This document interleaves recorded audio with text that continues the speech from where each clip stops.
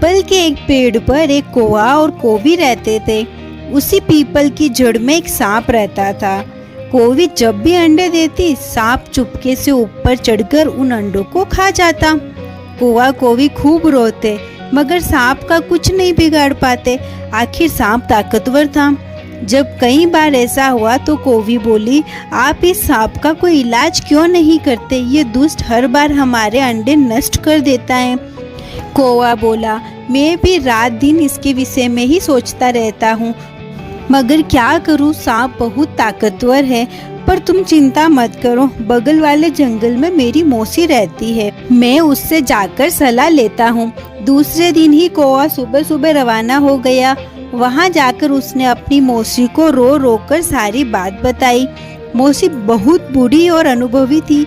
उसने अपने भांजे को दिलासा दी और कहा, तू चिंता मत कर बेटा, मैं सुबह तक कोई न कोई युक्ति सोच ही लूंगी। शाम तक कौवा वापस लौट आया।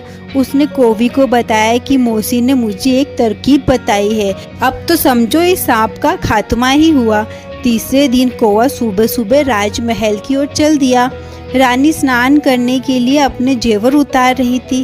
कौवे ने झपट कर उसका हार उठाया और उड़ गया। रानी ने फौरन सैनिकों को उसके पीछे भेजा।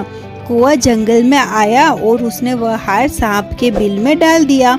सैनिकों ने हार निकालना चाहा तो सांप ने अपना फन दिखाया, मगर सैनिक भला कहाँ डरने वाले थे। उन्हें तो हर हालत में रानी का हार लेकर जाना था।